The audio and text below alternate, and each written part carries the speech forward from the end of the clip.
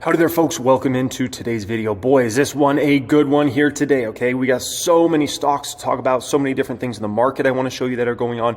I want to show you something very important. In this video, I'm going to show you something that's happened 3 times so far this year. It just happened again. All 3 times this certain thing happened, the stock market tanked, and I mean absolutely tanked right after, essentially, okay? So I want to show you that. I want to talk about if that's a realistic possibility for a 4th time this year, and we'll get into those details in this video. It's going to be a busy video, a lot to get into, a lot to show you guys. Hope you get a good amount of value out of today's video. Thank you, everybody that subscribed and everybody that's in the Smash Club. I appreciate each and every one of you, as always, okay? First off, I want to tell a little story here, okay? So you might have seen this kind of branding from me, back to the blueprint 2023. So I have a blueprint of like how to be a successful stock market investor. And what I've found is every single time I go against my blueprint, I lose massive amounts of money. And there's certain things I teach to stay away from and certain things to do in the market. And every single time I get away from the blueprint, I lose, and I lose big, okay? One of these examples was 2015. I always said, don't mess with margin, Jeremy. And what happened? I started messing with margin. I always said, don't short-term trade. I started doing all these swing trades, lost a massive amount of money in 2015, set myself way behind, okay? I always said, if you bet on an unprofitable company, one, usually don't. But if you do, and it's really that great of an opportunity, bet small. Don't bet a large amount of money, because at the end of the day, like, unprofitable companies are very speculative. And, obviously if you're going to, bet and make a huge bet, the bet's going to, lose massively more than likely, right? And I didn't listen to myself. I didn't listen to my own blueprint. And I bet massively on the chef and lost massively. And now that's not even it's barely a top 10 position in the public count because it's gone down so much. Isn't that incredible? Isn't that incredible? But what I've found time and time again is when I go away from my own blueprint, I lose, and I lose big time. And if you look at Tesla, for example, I played that perfectly. I made a smaller size bet. I put less than $100,000 in Tesla when I was buying that stock, right? I put a smaller amount of money. It obviously went to where it went, and at the peak it was, I don't know, maybe $1 million, $2 million, maybe even more than that, right? Massive amount. So I still succeeded huge. But if Tesla didn't work out, if Elon wasn't able to get them through to the other side, and I lost on that, it would have been like a loss I could take, right? It was not the end of the world. It was less than $100,000, right? That's what I should have done with the chef. But instead, I got very greedy, and I put over $1 million in that stock. And now I'm paying the price, and it's a hefty price I'm having to pay in that one, right? Absolutely massive. So at the end of the day, like my blueprint, like every single time I've ever gone against it, it doesn't work. It doesn't work. And I end up just in a lot of pain.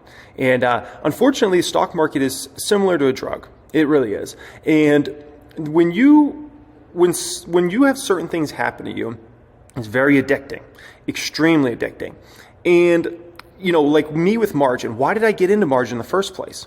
Well, because I was getting such insane returns year after year after year that I was like, if only I had more money. Margin, I can have more money. I can get even better returns, right? Because now I can invest an extra dollar for every dollar I have. And I'm getting these great returns, right? Then one time, worst decision I made, I did a kind of a swing trade. I put $100,000 in a stock and it hit. The next day it was up 10%. And I made $10,000 in one day. $10,000 in one day. Mind you, 6 years before that, I was a minimum wage worker, pretty much making $8 and something an hour. You made $10,000 in a day? You want to talk about feeling like a drug? Then you're chasing that baby. You want that next $10,000. I want $20,000 a day. It's like a drug, right? And what did I have when obviously Tesla hit massively? It's like a drug, right? And all I was thinking is, why didn't I put even more money in Tesla?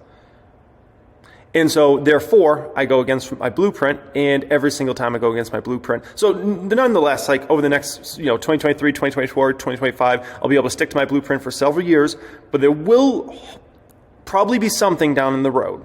I don't know what it will be. It will be something new, right? It won't be margin related. It won't be swing trading related. It won't be unprofitable stuff. There'll be something that trips me up a few years from now. I just hope I see it better, and I hope I observe it better. but there will be something down the road that will end up getting me again. And it's unfortunate, but the stock market, like I said, it's similar to a drug. And the best thing you do is try to correct your addictness when you're in it nonetheless, okay? So just want to cover that at the beginning here. Now, I was looking at Victoria's Secret here. Stock was down 6% plus today. I was trying to figure out what was going on. And then I saw this. JCPenney's? A CEO talks about brand turnaround. How is JCPenney still around? Like, literally, I thought that company went bankrupt like 10 years ago. Like, sometimes I'm just like, how do these zombie companies still stick around? Like, seriously, I don't even know why I even have to hear the term JCPenney's anymore. Like, that is just absolutely insane, okay? Now, in regards to the whole Victoria's Secret situation here, okay? Something very troubling here. Very troubling, okay? The company reported a 9% decline in sales, okay? That's a pretty big number there. If we dig a little deeper here, look at this. For the third quarter, same-store sales were down 11%. Stores and direct were down, 10%, and these were down 11%, right? And here's the problem. This is a situation for Victoria's Secret where it's getting worse and worse and worse, right? Now, I think Victoria's Secret has some problems with just their company in general and their brand and where that's at and those sorts of things. But I also think it's a little worrisome for the consumer side of showing this sort of weakness in their overall business. I mean, it's just getting like worse and worse and worse for them. And it's just something to keep an eye on, how much worse are things going to get there. I told you guys in a video a few days ago, if you were looking for entertainment after hours on Thursday, look no further than Asana stock. And boy, do we have entertainment. So Asana came through with the excitement and it came through with the entertainment, down 12% after hours nonetheless. Okay. Costco. So the stock was down 6.5% today, right? I think a lot of people would love to own Costco stock. And here's what I would say in regards to Costco. Patience. Have patience with a stock like this. Don't be in a FOMO to rush in and get in a stock like Costco. At the end of the day, I think this stock is very much likely going back to its 52-week low, if not below that, okay? When it comes to Costco, there's a multitude of kind of problems there, okay? Their sales are slowing massively. The company has an extremely rich valuation on it compared to any time in the past. And not only that, here's a problem. The consumer's in a bad place and likely going to get in a worse place over this next year, okay? With that being said, you got to understand, Costco makes a lot of money from random crap that people will buy when they go Costco shopping. Costco's not making bank off of you buying the 32 pack of water and the 30 pack of Coca-Cola and buying a big thing of toilet paper. Okay. That's not how Costco's making bank. How they make bank is you go in for those things and then you see all this other random stuff that you didn't plan on buying. And I'm sure if you ever shopped at Costco, you've been there with me. Okay. And next thing you know, you're buying this thing that's $50 and this thing that's $100 and this thing that's $200 that you never planned on buying that. And next thing you know, you're buying this, buying that, right? Well, that's fine when the economy is very good. And Costco has benefited from a very good economy for many, many years now. The economy's honestly been pretty dang good for like a decade now, right? And Costco has been a huge beneficiary of that. But the problem is if the consumer's in a very bad place, they don't go to buy that extra $50 thing, that extra $100 thing or $200 thing in 2023, right? Which then erodes a lot of Costco's profitability in quite a substantial way, because then people can only go and get the needs-based things because they don't have that excess just money laying around. Oh, let me just buy this, buy that, let me buy this. And especially when consumer confidence is in a worse place. And that's why you see Costco numbers already starting to get hit. And what you'll see is that likely play out even more so. So with a company like Costco, you gotta have patience. You got to have patience and just let this one do what it's going to do. Don't be in a rush to say, I got to go buy Costco stock tomorrow. Like at the end of the day, like you got to let that baby play out. Okay. If the consumer's in a worse and worse place, believe me, Costco's numbers will show it 100%. Okay. Home Depot and Lowe's. Those are two more perfect examples, right? I know a lot of people love to own stocks like that. You got to have patience with those babies. Like those babies have a long way to fall. I'm talking like 30, 40, 50% drops coming for those stocks. They got a long way to fall. At the end of the day, we know that the construction cycle is about to slow massively as 2023 moves along.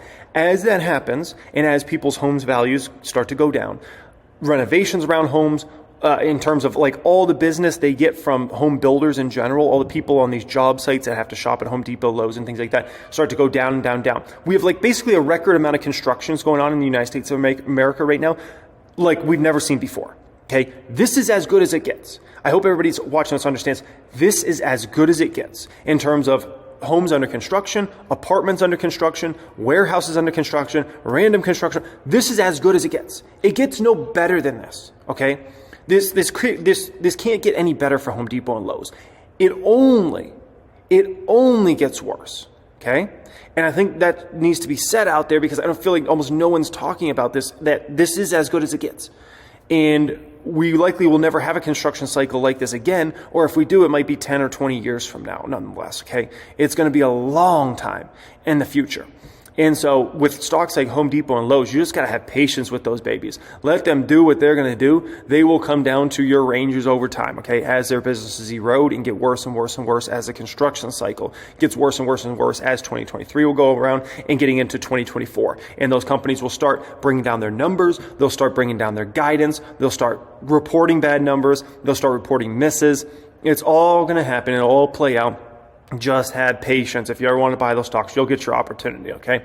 Ulta, holy smokers, they ain't no dang jokers. Their numbers were shocking. They killed it. I mean, absolutely obliterated numbers. You know how few companies there are that are obliterating their earnings right now? Like hardly any, okay? Almost everybody that reports earnings right now is like barely beating or coming in line or missing massively. There's very few companies that are reporting shockingly great numbers. I can't even like think of any off the top of my head that's like, wow, they killed it, man. Look at every metric. No one I can even think of other than this one right here, Ulta. Absolutely obliteration of every number analyst was expecting, okay? Comp store sales came in at 14.6%. Analysts were expecting 8%-ish in the 8s, okay? To come in with 14% is disgusting. It's insane. Net income came in at $274 million. You got to be flipping my flapjacks. $5.34 per diluted share. I mean, the numbers were shocking all the way across the board. Guidance was strong. It's incredible. Absolutely incredible. Ulta has been one of the best stocks in the stock market for the past, 10, 15 years. And I can understand why. Because they just absolutely blow the doors down, man, with just incredible numbers quarter in, quarter out. But you might say the stock has to be up, right? The stock has to be up. No, the stock's break even after hours, technically slightly down, okay? Then you might say, why is that stock not exploding higher when they just kill it, man? Absolutely wreck every number possible. Why is that stock down, right? And I'll explain to you exactly why that stock is down. Here's the deal. This stock is up 27%, almost 28% this year, okay? Keep in mind, most stocks are down this year. Most stocks are down massively this year, 20+%, right? And so when you see a stock like Ulta up 27%, it has priced in a lot of good news. And in order to have a stock like that keep going up, especially in this sort of market, I mean, it's almost impossible. It's almost impossible to have that stock continue to go. And even though they just blew away comp store sales, net sales, net income, and they just blew away everything. Despite that, the stock is having trouble even moving up because at the end of the day, it's priced in even these insane scenarios now at this point in time, which is why that stock's done so well. And so now people are looking at that and they're like, well, now this company has to comp these quarters year over year, right? There are, investors are already thinking down the road. They got they got to comp these numbers year over year next year, right? Can they come in with another epic number next year? And especially if the consumer's in a weaker place. And that's what people think about. That's what they start considering. And nonetheless, I mean, I almost feel bad for Ulta, because after those numbers, the stock should be up massively, but it's not, okay? Meta is sneaky, very sneaky, very sneaky. This stock is up over 27% in the past 1 month. It is going on a bull run right under everybody's radar right now, okay? And if you've bought Meta stock in the past 1 to 2 months, you are a very, very happy camper with what's going on here, right? But no one's really even talking about this, and it's making this kind of sneaky rally. Like 27% in the past 1 month, that's not even from the lows. If we put it, from the lows of like 4 weeks ago, then we're talking about this is a 30% plus mover, right? And so it's just sneaky, just moving up. And I think Meta stocks could be one of the very few that, regardless of what happens with the market in 2023, I think the stock will actually perform very, very good. And it's going to be a battle. Meta's up to the number 2 biggest position in the public count now. It's going to be a battle between them and Tesla in 2023. Because here's the deal. There's a high probability I'm still going to be buying Meta throughout 2023. But I'm also very strongly considering Tesla. And I've got something to share with you in just a moment that is very exciting around Tesla, okay? So nonetheless, I'm going to likely put more fresh capital in Meta for sure, and probably Tesla too.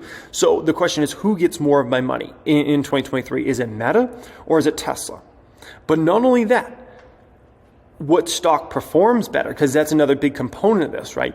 And obviously Tesla's going to have a lot of kind of short-term headwinds working against them if the economy weakens, and obviously people just want to take out less debt and things like that, because most Teslas are bought obviously on loans, while Meta is already kind of been priced in for the end of the world. So nonetheless, I wouldn't be surprised if Meta outperforms Tesla over this next year, which brings into question, could Meta overtake Tesla for the biggest position in the public account for the first time in years?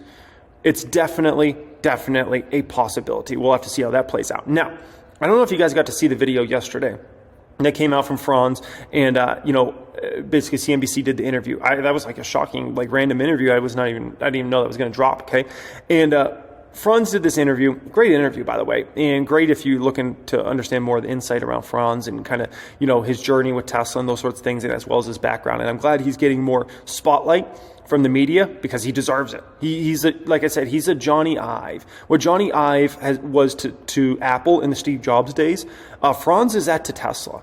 And Elon Musk and Tesla would not be in the place they are. They would not be positioned the way they are without Franz. He's been absolutely as instrumental to Tesla as Johnny Ive was to Apple. Okay. Now, something very interesting happened in that interview. They asked him, and I don't know if you guys saw this, they asked him what his favorite design was ever that he's created. And you know what he said? He said, it's actually the vehicle that's coming. Something around those lines. It's actually the product that's coming. It's actually the vehicle that's coming that I can't talk about yet.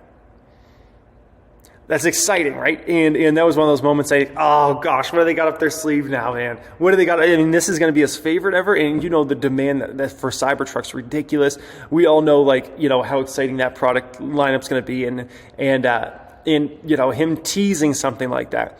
And the thing is, if this is just somebody random teasing something like that, it's like, who cares? When it's Franz, it's a little different, okay? When he's teasing a big product, something's coming. And that's one of those things as a Tesla shareholder and as somebody that's thinking about buying the stock in 2023 for the first time in years, being an active buyer, that's something I'm looking at and I'm like, what's coming down the pipe here, man? What you got up your sleeve? Because, that's a little exciting. That's a little exciting nonetheless, okay? So we just got to wait. We just got to wait and see in regards to that, okay? Marvell Technology down big after hours, down about 7%. That was after the stock was already down 2.4% in trading day. It's, is it going to get back down that 52-week low? We'll have to see. They reported troubling numbers across the board. We won't go in depth with those, but definitely not a good sign for the semiconductor industry in general. Not good news for companies like I own, like Skyworks Solutions, or Qualcomm, like I own in my dividend-only account. And if you own anything semiconductor, this next year, I'm just trying to warn everybody, it's going to be a grind of a year. If you want to load up on semiconductor stocks over this next year, you're going to get a lot of these stocks at very cheap prices, multi-year lows across the board. And it's going to be a grind of a year for any of these companies to report anything good, anywhere in the semiconductor space. I don't care if you're talking about GPUs, CPUs. I don't care if you're talking about chips that go into mobile. Everything is going to be a grind for this next year. And so just be prepared for that. Don't expect any big gains in any of these semiconductor stocks. Just be prepared that if you're buying any of these, you're prepared to buy them for the next 12 to 18 months, because it is going to be an absolute grind for these companies. I'm telling you right now, okay? And Marvell just reported a grind quarter, okay? Now, I listened to CRM conference call last night, Salesforce, okay? The stock went down 8% plus today. Now, this was this is the first time I ever listened to a Salesforce conference call. I don't think I've ever listened to one of those before. So, first thing was, it was awkward because one of the CEOs is leaving, one of the co-CEOs, and Mark Benioff I felt like he made it awkward. He kept talking about how he's going to try to sell the co-CEO to stay, Brian, and I'm going to try to convince him. And it was awkward, man, straight up awkward. I was like, what am I watching? This is not watching, listening to. I was just like, this is weird.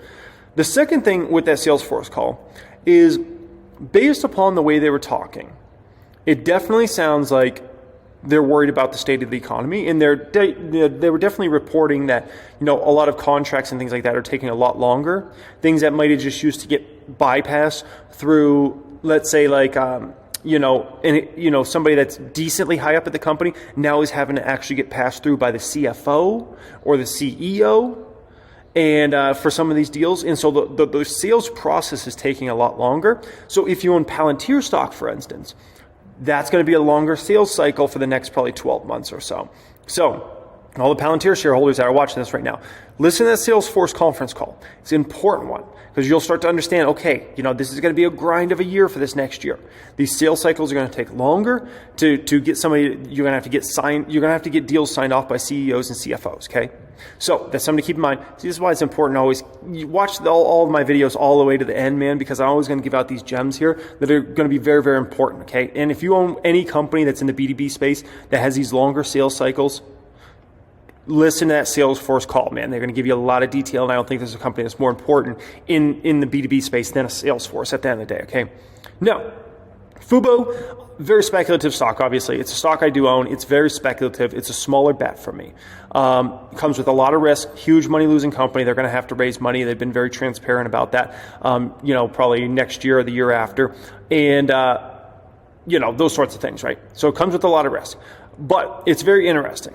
I looked at the Google Trends, and basically this World Cup is way bigger than the Google Trends went for the NFL season. I'm amazed. I didn't know it was going to be that big. I know the World Cup's like a big deal, but I didn't expect it to be this level of big deal. So I can only imagine how many signups Fubo has gotten over the past 2 weeks.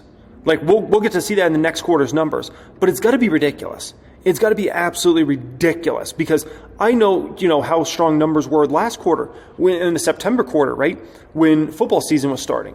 And I'm looking at these Fubo trends on Google Trends, and I'm like, what? What are we expecting here for this upcoming quarter?